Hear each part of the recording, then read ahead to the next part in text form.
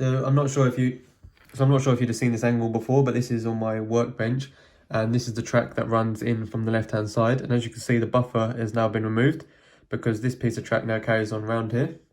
It then exits the end of the workbench here, and it will join up to a point that will then have this one coming from there and this one from here. So then those two will then run around the back here. The front two will join up across the bridge and onto the next section.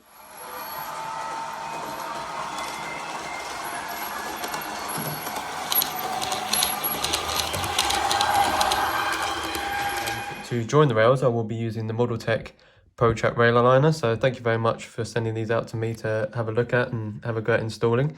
They also sent me the ProTrack power indicator. I've got 5 of these, and I can either solder it to the underneath, or you can use it as a power indicator just by pushing lightly on top, and then you'll get an LED to say if there's power or not. So I'll solder a few of these probably on the bridge somewhere, just so I know that the bridge has power.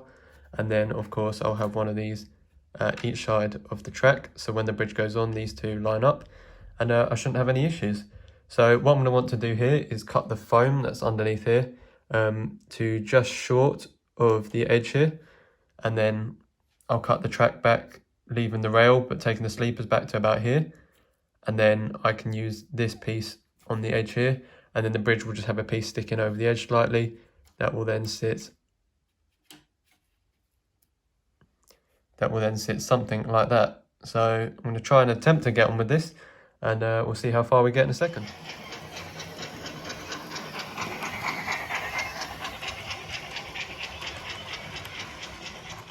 Right, so as you can see there, I've now got both of these tracks with the ProTrack rail aligners, and if you'll look I'll put a clip in a second of that and the bridge lining up. I've still got to do this one, and then obviously I'm going to have to do the 3 on that side. But yeah, I've used a bit, as Eric suggested, a couple of pieces of plastic card to get it up to the right level as the foam. So there's a nice smooth transition between here. And now as you'll see on the bridge piece, it overlaps just slightly, and that's just to allow me to line it up when I put the boards down. So this locks in on the other side, and you should have a nice smooth transition across the board. And then obviously I've got the 2 bolts in here to hold the board in place. So that's why I need 3 on this side, is because I've got a point here, and that's going to split off to 2, and then the third one's just going to come around the back and over there.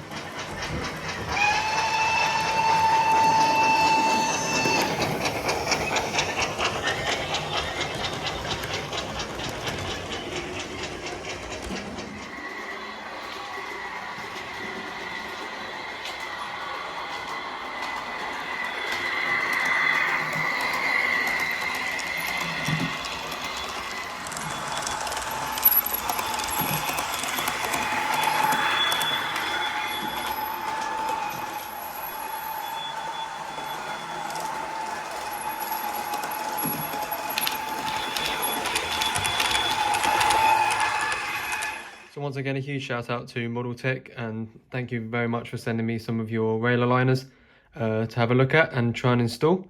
So I'll leave a link in the description if you want to go and grab yourselves some rail aligners or the power indicators. They're both on the ModelTech website.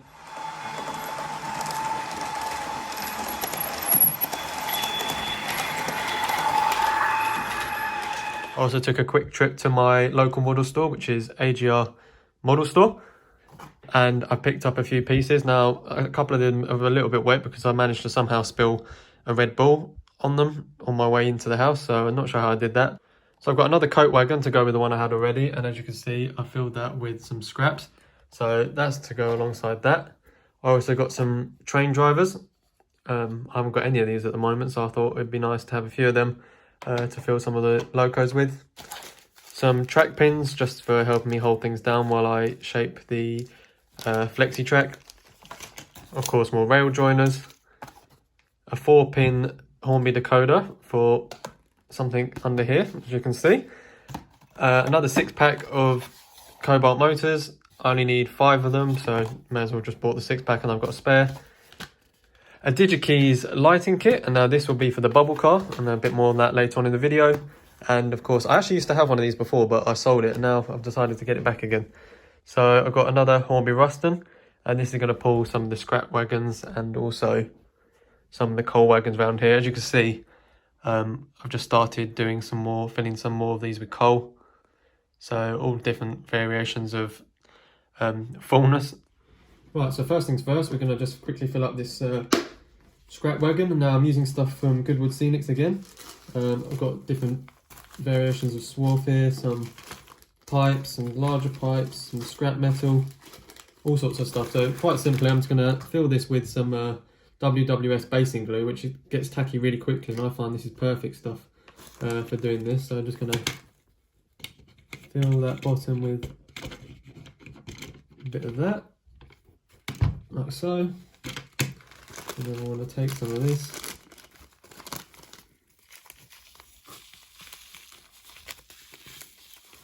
Maybe add a couple of metal poles in there, metal pipes in there as well, just for a little bit of detail. And then just going to get some washing up liquid, soak that through, and then get some more glue and cover the rest of it so that soaks through nicely. So what I've just done here is added the trailing wagon with the extra pickups, just to give the rusting a little bit more help. Problem is with the four wheels there, it has any slight bit of dirt in the track and it seems to cut out. So unless you fit a stay alive, I personally think it's probably best to keep the rear wagon with it, and obviously you can use it to put loads and all sorts of stuff on. So as I said, I'm just going to give this 10 minutes either way, then I'll try and get a driver in there, and then hopefully we'll be able to get it into the coal yard. So as you can see there, everything I wanted to do is now done. I've got the driver in there. I had to trim his legs down a little bit, so unfortunately he's lost both his feet, but hopefully he'll still be able to operate the train. And that chap on the right is day 6 of the advent calendar, and I was just taking a picture of a scene of this chap confused as to why all these new locos seem to be turning up at Wardle Road. So yeah, this Rustin's off to deliver this vintage car, and let's move on to the next part of the video.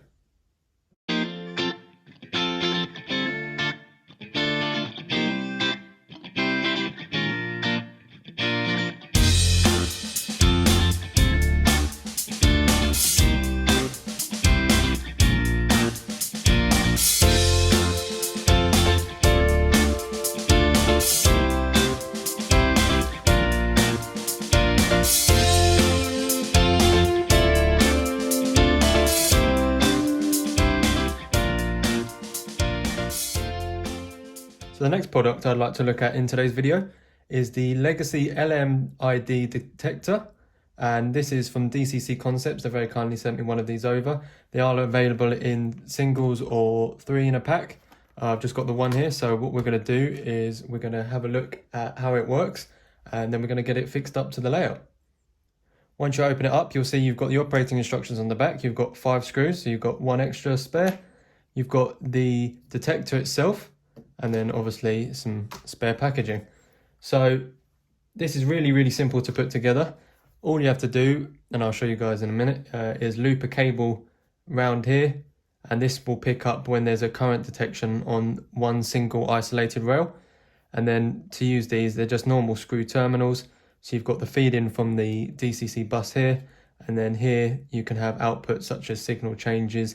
You can use these with the Cobalt IP point motors, but I think what I'm going to do is just run some LEDs off here back to my control station over here, just so I've got an idea of what platform is occupied in the station if I'm not looking at the station and I'm facing the workbench. So just to run you through the setup of this, as you can see here, as I mentioned before, you'll have your DC or DCC 12-volt power supply, dependent on what system you're using it on, because you can use it on both DCC and DC. This here will be to power the outputs. So for C, this will be used to do things such as relays, your point motors, all of those kind of things. And what B will do is that it will copy whatever the LED on the board here, this one just at the back, does. So say the track is occupied, this will then light up, and if you have an LED into output B, that will then light up the same as whatever it's doing on the board. So the train comes onto the track, occupies it for the time it's on the track. This lights up, that in turn lights up the same on the B output. and then depending on where your control board is, you'll see your LED light up to show that piece of track's occupied. So for this particular example of the detector, we're going to be connecting it to this track at the back here. Now the front one and the rear one are platforms, and then this one is the fast through both ways that the S stock's sitting on.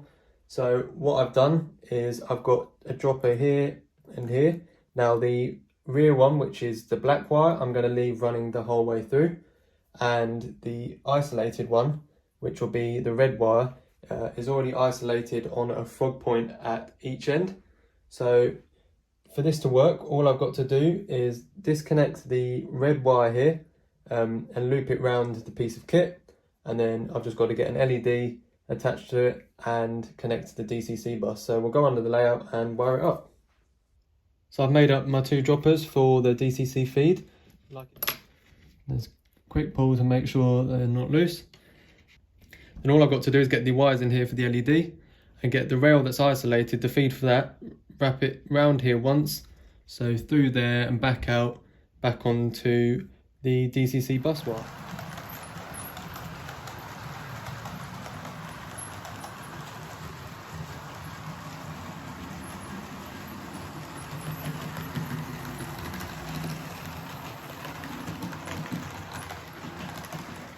So I thought I'd just show you quickly the setup above the board before I just put it underneath. As you can see here, I've got the two feeds going to the DCC bus, and then this one is from the isolated track, just looped around there once and back over to the bus again. I haven't put an LED in yet, but I just wanted to show you if I move this DMU at the back here out the way, just wait for it to pass the section.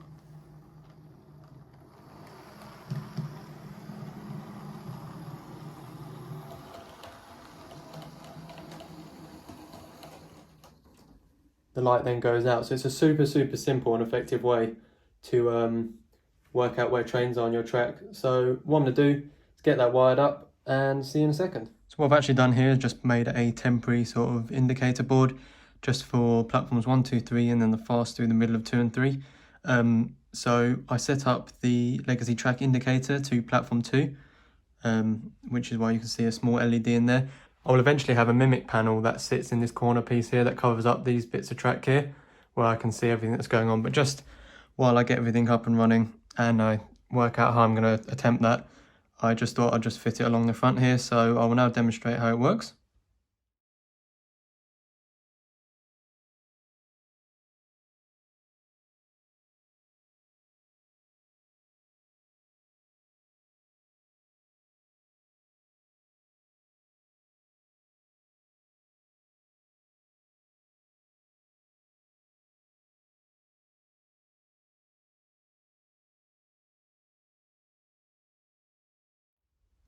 And once again, a huge thanks to DCC Concepts for sending me one of these out to review.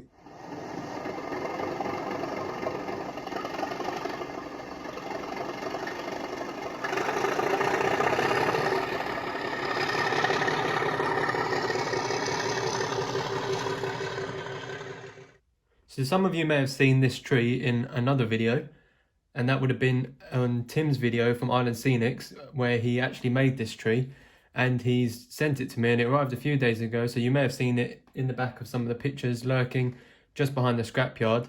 Now there is a video, as I mentioned, of him making this. So I'll leave a link to his channel in the description. That's Tim from Island Scenics, and he'll show you how he did all this bark texture, and he made the tree house and did all the grass with the precision applicator from WWS. What I would like to do, just to add a little touch, is I've got a few birds here and a cat. So I'd like to put the cat maybe just outside the tree house and a couple of pigeons in the branches, and then we're going to put it into its permanent home. So as you can see there, I've now added the cat just at the bottom here. I decided not to put him in the tree house, as I thought it might be a lot of effort actually for a cat to get up there, but just on the lowest branch there, and then up here you can see 2 ducks. So they should all be happy on there. Let's move the tree onto the layout. So this is where I think I'm gonna put the tree. Because of the size of it as well, it's quite a nice piece to break away from the fact that the Scenics are ending at this tunnel. Obviously I've still got to fill in all the back here and do all the grass and stuff. So all I have to do here is to build up some landscape slightly, just to bring it up to the height of the base of the tree. But I feel that treehouse not only breaks it up from the back, it just brings a little bit of height to what would normally be a rather flat area here. And the treehouse means that anyone sitting up there can have a look at what's going on in the scrapyard and see what locos are coming in and out and what's going on. So I'm really pleased with the general look of this area. Probably going to have a fencing along here and around the corner just to sort of separate it, to stop people wandering on the track, and maybe try and find somewhere to fit a footpath along the down the side of the track there. But yeah, the tree is absolutely superb. I can't thank Tim enough for the work he's done on this. It wasn't a 5-minute job by any means, and you can tell with the quality of it. So I'm not sure how many more custom trees he's going to do for people, but definitely go and check his channel out. And like I said before, I will leave a link to it in the description.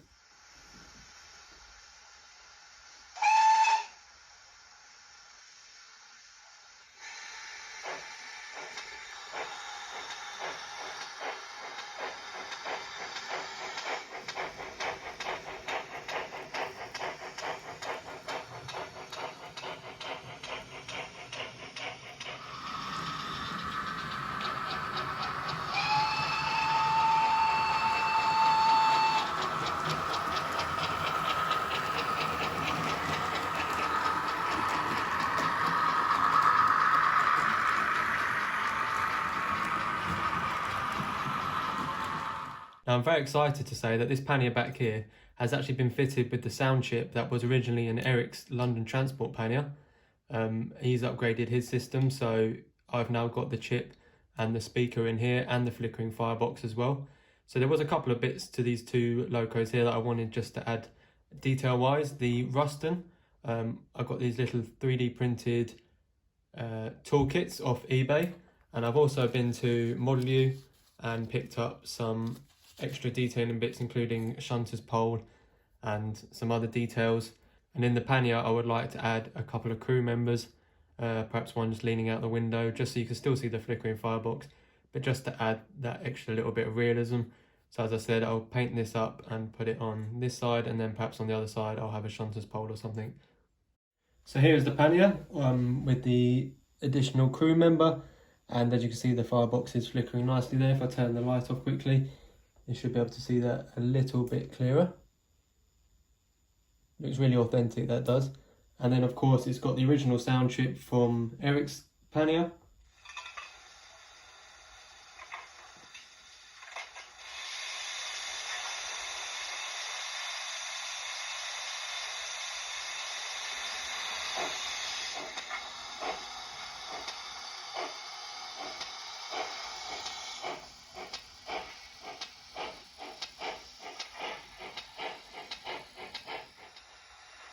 And I know this pannier hasn't got all the extra lights and things that Eric's London Transport one did, but I mean the sound is just as good as it was in that, and I absolutely loved it in that. So it's great to be able to keep it on the layout in my pannier, and you'll probably see some shots of this running around with some wagons and some carriages at some point during this video as well.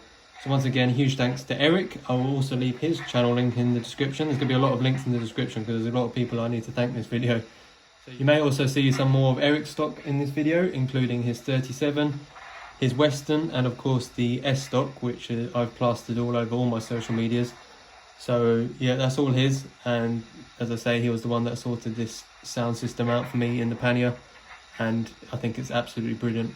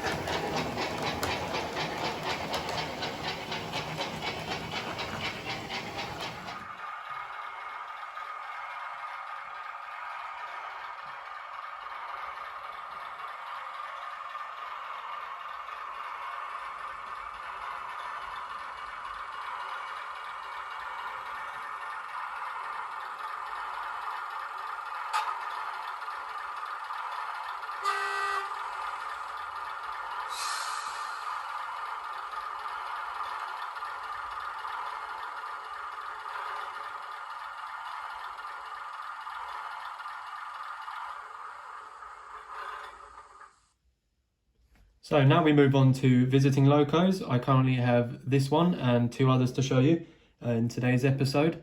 This one has been very kindly lent to me by Ant over AGR Model Store. So again, link in the description, you know the drill. This is his 101 DMU in the early BR green, and it's got sound in it and it's got lighting. And it's possibly one of my favourite sound fitted models that I've had on the layout so far actually. So much so that I've actually bought myself my own 101, which I will show you shortly.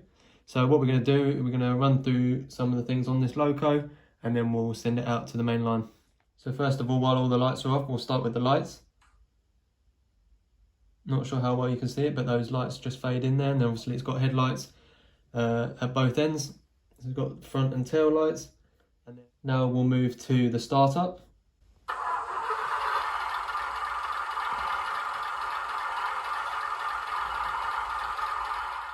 It has two horns.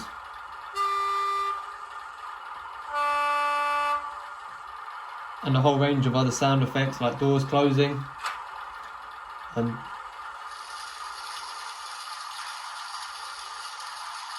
I could be wrong, but I think that might be emptying the toilet onto the track. So let's send this one off.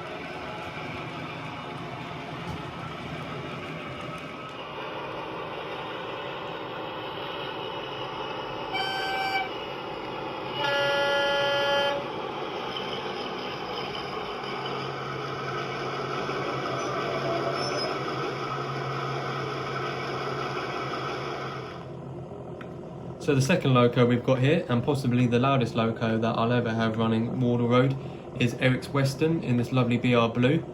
As you can see down here, well you can't see actually, the speakers are poking directly out of the chassis of the loco, so the sound, there's no way for the sound to get caught anywhere. It's possibly, as I say, the loudest loco I think I'll ever have here. If I do the horns, it probably, if you're wearing headphones, might burst your eardrums.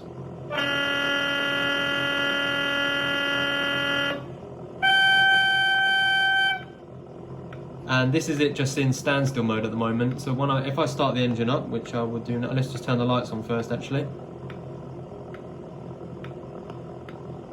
You see the headlights come on there, and now let's change the direction. You'll see the cab light go out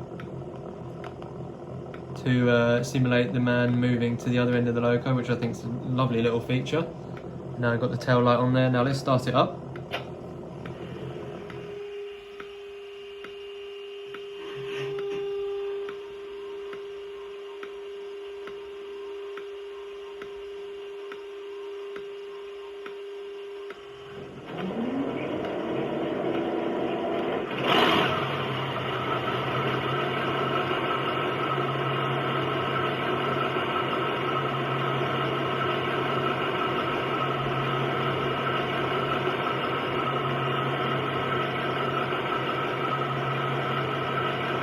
And one of the brilliant features that Eric's actually got on here is that if you hold function 8 and then whack the revs up on the Z21 app, you can simulate this train taking a heavy load, so it's getting up to revs before it moves off. And then if I release 8,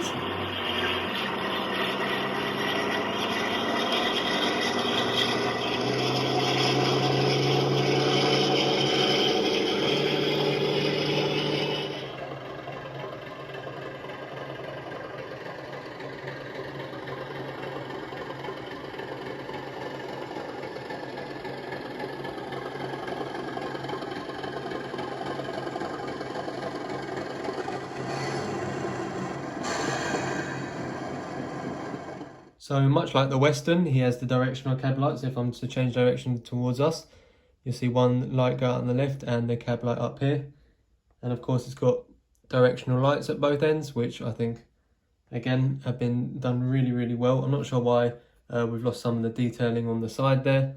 I'm sure there's a reason, but this is definitely one of, I think, most people's favourite locos. It's a classic, the 37.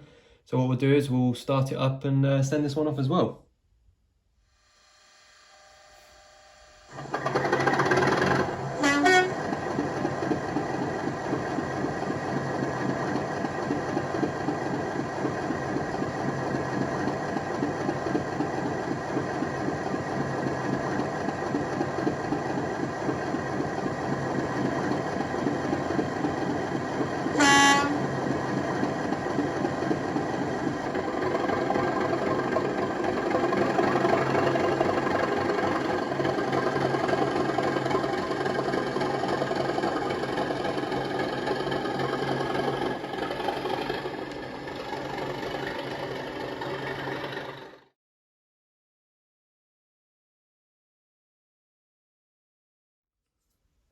So for the final segment of today's video, I just wanted to run through a few things that I have been working on the last few weeks. And this will include, as you can see here, the full hillside has been sort of 90% completed, and I've made quite a lot of progress as well with the scrapyard. So I'm just going to run over a few things and how I did bits and what bits I've added, and hopefully you guys might be able to pick up some ideas. So let's get straight into it. As you would see from previously, I had the Woodland Scenics rock molds that I made up. These have now been given, so they were given a coat of grey to start with, and then I used a black wash to make them slightly darker, and then I used white weathering powder just to give the sort of light effects that make them look quite realistic, I think. The three trees here, and the one at the back there, that's from AGR. He just had a couple of spare ones in a box somewhere and said, "Do you want them?" I said, "Yeah." So they've chucked them in there just to add a little bit of height.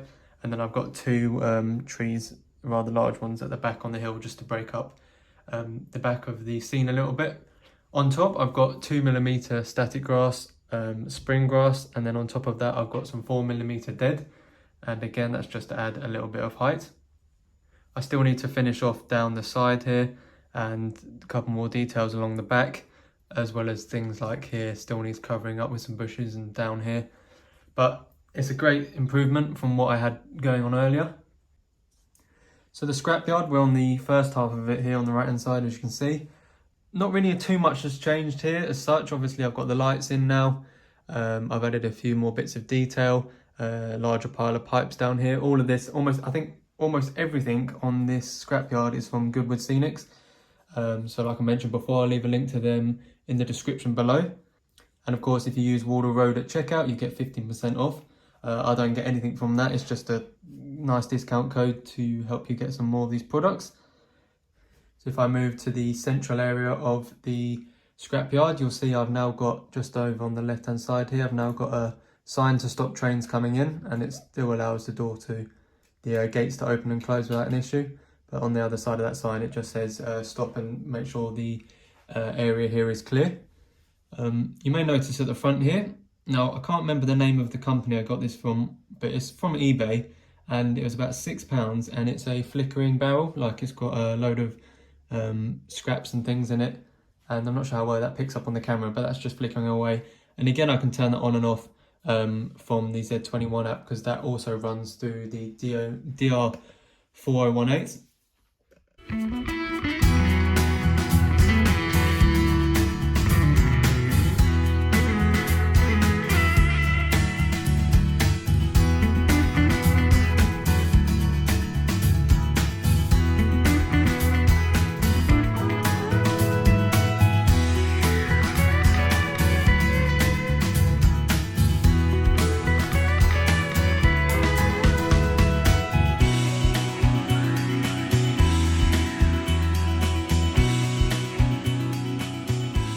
You might be able just to see in the corner here, I've started adding some steps. Now again, these can move depending on the type of scene I want to do. Just in the top there, I'm not sure how well you can see it, but there's some bin bags. And as you can see at the back here, I've got a sort of container for white goods. This one here is going to be for general waste, and then this one over here on the right is for scrap. I've got loads and loads of these stillages of various colours, so I'm probably going to work out where these cars are parked here at the moment. I'm probably going to have some kind of organised storage area thing. I also used the rest of the fence pieces that I have that you can see running along the back here and along the front here. I actually used some netting to make the two gate pieces. So I've got a smaller gate for people access and then a larger one if you want to get vehicles in and out. Opening both of them actually means I can get my grabber in, the scrap grabber in. I've put a barrier here just to allow people to be able to get safely into the yard sort of management area. I'm also going to have some kind of weigh bridge here as well, so when the wagons come in and out they can be weighed to see how much they've either dropped off or taken.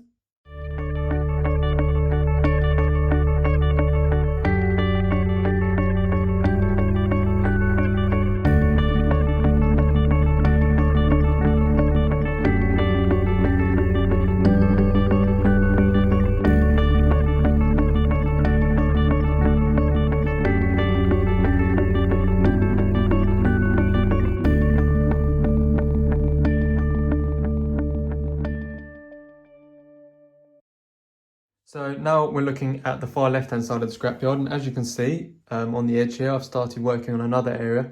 Now, if you've been following me from the start of YouTube, you'll know that I really enjoyed doing my sort of garage mechanics place with all the sort of welders' lights and all the scrap cars. That's what this area here is going to be roughly. I won't show you too much of it now because I'll probably save it for the next video. But yeah, this is what I'm working on here, and then this area here is going to be a road off towards the viaduct. Down the front here, you can see I've got a couple of portaloos. Now this is from Shed Ring Hobbies, I believe, these two. I've got some other stuff from them as well, but I thought there's no toilet facilities here really, so the best thing I can do is put some portaloos in. That way the workers can't complain. Goodwood Scenics also sent me some wheelie bins as well as some other chains and other bits of detail. Still loads more things I need to add to here. I still want to weather a lot of this stuff as well. A lot of the road surface, and obviously some things are still slightly too shiny at the moment, so that'll all need to be addressed. So this is the kind of view that you'll get when you're looking at trains coming in and out of the tunnel. It is actually, when I think about it, quite a large yard, but I mean there's still loads more, as I mentioned, for me to add in. This is only just a small portion of the sort of scrap things and the other bits and pieces that I want to add. I feel the hillside in the background really breaks it up nicely. Again, like I mentioned before, I need to do some detailing along the top there just to mix up that height a little bit. But other than that, the scrapyard is probably, I'd say, 60 or 70% complete. I probably won't ever be happy with the finished product, but it's already come a long way from just the plain baseboard. So.